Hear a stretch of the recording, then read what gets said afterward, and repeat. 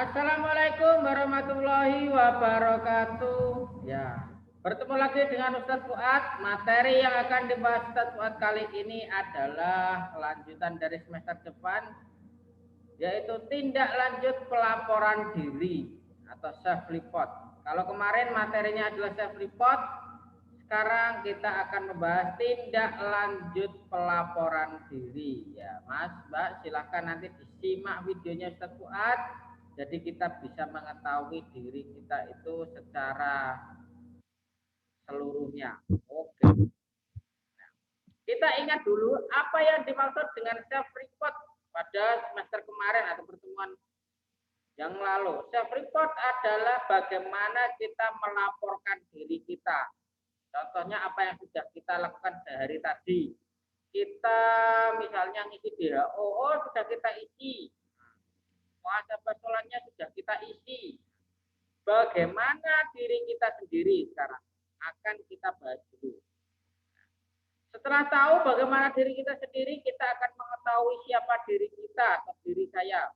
Maka dari itu Ustadz Fuad akan membahas apa saja yang sebaiknya harus kita lakukan setelah kita mengetahui siapa diri kita sendiri. Nah, ada dua gambaran umum dari diriku atau dirinya mas-mas mbak sekalian ya. Yang pertama terdapat kelebihan dan yang kedua terdapat kekurangan. Nah, nanti akan Ustadz Fuad jelaskan dengan satu contoh kecil saja masing-masing. Nah, karena kenapa? Yang paling tahu dirimu sendiri adalah kamu sendiri dan yang paling tahu diriku adalah diriku sendiri.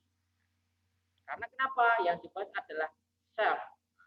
Self itu diri sendiri, myself. Nah, makanya ada kata selfie, self, foto diri sendiri. Oke. Satu, kelebihan. Dari sisi kelebihan, apakah orang tuaku mengetahuinya? Nah, kita tanya orang tua dulu. Mas, kelebihanku ini apakah sudah benar? Nah, saya mengetahui apa itu? Misalnya seorang anak memiliki kesukaan dalam bidang olahraga. Langsung saja olahraganya apa? Ternyata olahraganya ini adalah badminton. Walaupun anaknya kecil, tapi secara kemampuan ternyata dengan semangatnya kelebihan di bidang olahraga dan badminton itu dia ya cukup baik dalam usia seumurannya. Orang tuanya ternyata mengetahui, oh anakku suka dalam bidang badminton. Tanggapan orang tua bagaimana? Oh ternyata orang tuanya berkorban waktu nungguin. Nah, apa? Maksudnya nungguin gimana? Ya waktu latihan di gornya dekatnya Simonoyo itu orang tuanya nungguin nganter seminggu 3 kali nungguin sampai dari pagi sampai siang, siang sampai sore. Nah, rela berkorban berjuang untuk anak. Langkah apa selanjutnya?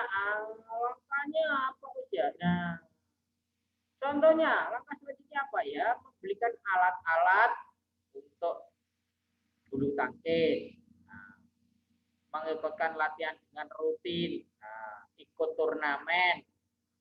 Dan yang paling penting adalah dukungannya orang tua itu. Ya, itu kalau kelebihan. Kalau kekurangan, waduh kekuranganku banyak sekali. Ya, karena kalau kita melihat kekurangan, kita akan menuliskannya banyak sekali. Tapi jangan berkecil hati ya. Ketika kita mengetahui kekurangan pada diri kita, kita harus segera mencari solusi atau jalan keluar. Misalnya dengan badan yang kecil, oh aku tidak bisa jadi polisi, betul karena tinggi badannya kurang. Alhasil kalau tidak ingin jadi polisi ya pilih cita-cita yang lain, itu baru satu tahap memilih cita-cita bebas. Tapi jangan sampai diri kita kecil pengen jadi polisi, nah jangan sampai, disesuaikan. Oh saya pengen sekolah jauh, tapi saya malas menghafalkan, ya jangan seperti itu. Contohnya, dengan badan yang kecil kita bisa memilih apa cita-cita, misalnya jadi arsitek,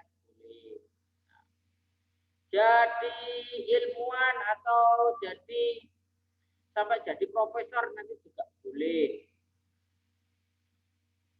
Saya walaupun badan kecil saya pengen jago renang, boleh boleh, asal tidak dibenturkan pada yang namanya ukuran tinggi badan. Apa saja dukungan orang tua? Orang tua itu aku nggak suka kalau aku badannya kecil. Aku disuruh minum susu Hailo. Betul, itu salah satu dukungan orang tua agar anaknya bisa tinggi. Olahraga teratur, pola makan dijaga, betul olahraganya mendatangkan pelatih. Dia badannya kecil tapi pengen jadi basket, nah itu yang kesulitan jadi main basket. Main basket harus tinggi. Terus badanku kecil sekarang nggak apa-apa, nanti aku besar, nanti minum susu terus badannya bisa menjadi besar. Oke, itu adalah salah satu ikhtiar atau usaha yang dilakukan antara orang tua dan anak. Itu satu kelebihan dan satu kekurangan. Bagaimana kalau orang tua tidak tahu kelebihanku, tidak tahu kekurangan? Nah, ini yang menjadi repot. Artinya antara orang tua dan anak harus menjadi satu tujuan. Jadi yang punya cita-cita ya orang tua, yang ada dan juga anak. Ya sama seperti kita belajar di sekolah, Mas. Ya. Ketika kamu belum mengerjakan soal ulangan yang ditagih itu ayahnya atau ibunya, ya sama seperti itu. Dukungan orang tua yang kita perlukan. Setelah kita mengetahui tindak lanjut dari kelebihan dan kekurangan, yang paling penting adalah kesimpulannya. Tindak lanjut mengenai siapa diriku sangatlah penting untuk dilakukan.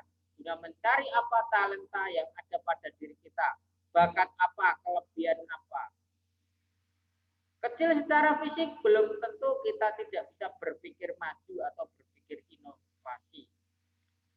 Langkah-langkah pemikiran yang cukup nyata didukung oleh dukungan orang tua adalah kunci keberhasilan. Ingat, manjada wajada. Setiap ada usaha yang nyata pasti tidak akan mengkhianati hasil. Pasti hasilnya akan sesuai. Berhasil atau tidak itu memang urusan belakang. Tapi setidaknya kita bisa memprediksi apa yang kita lakukan dan apa yang akan kita cita-citakan sesuai dengan kemampuan kita. Jangan sampai kelebihan dan kekurangan kita malah menjadi bumerang untuk diri kita. Misalnya sombong dan takabur. Nah, itu yang dapat saya sampaikan.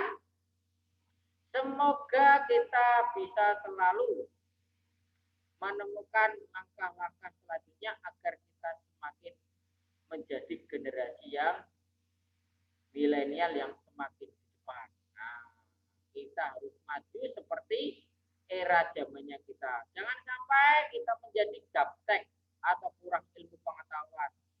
Terima kasih. Wassalamualaikum warahmatullahi wabarakatuh.